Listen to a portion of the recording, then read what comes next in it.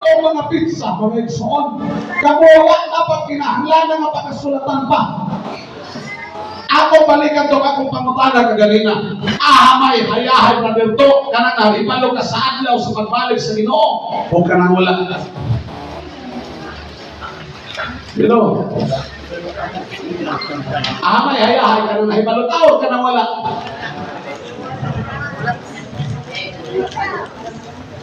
May hayahay ka na nagabalo. Ka na nagabalo. So. Nagabalo. Naapoy kitambungan ng kasal. Kaya kami kahapon sa kasal mga igsoon.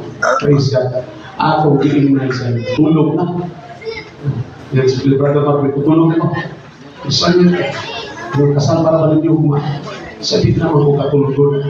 Ano yun? Ikaw excited raga. Pero tulog lang. Kaya nakatampong kong kasal. Nawang pamahuman ng kasal.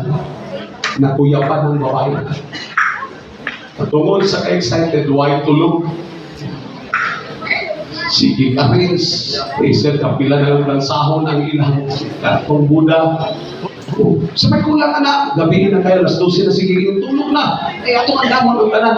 Naandam to ang tanan. Pagkauma, Sister Merle, ang naitabo, huwag ma-enjoy ng kasal. Nakulaps. Halos dalo sa ospital. Di ko na ato na rin. Sige, kisabray na lang. Ako wala na. So, kundi wala ang excitement, tagaton mga exo sa di maayong pangitabo. Pero, wise ang Diyos. Ngano mo siya magbutang o pizza? Kaya kung magbutang tag pizza, dili ta magkinabuhi nga tarong kadagla. Everybody say amen. Magsalita na lugay pa man to. Mura na nag-exam, Brother Judith. Lugay pa man itong exam. Praise God. Adi na sagutan ng study. Siguro dula-dula. Nakalimot bitaw. Kaya ako nag-exam na agi preaching. Praise God. Brother Sel, ang nakita mo, invited preacher na ito. Pero nakalimot ko. Praise God.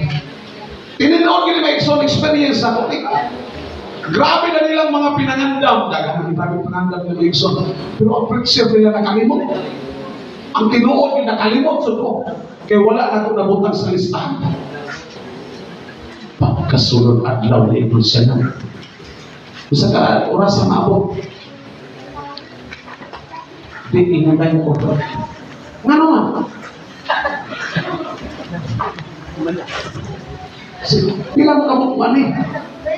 Tidak ko na wala. Sabi prima. Kingo tayo siya. Ibaw sa katawa mo ang hiba. Kaya makaandam na ko sa tulugan.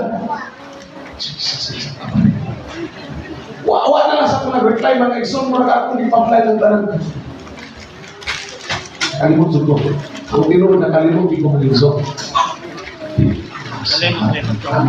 Patungkol ko yun. Lupin ko. Kalimot ko. Patungkol ko. Jesus.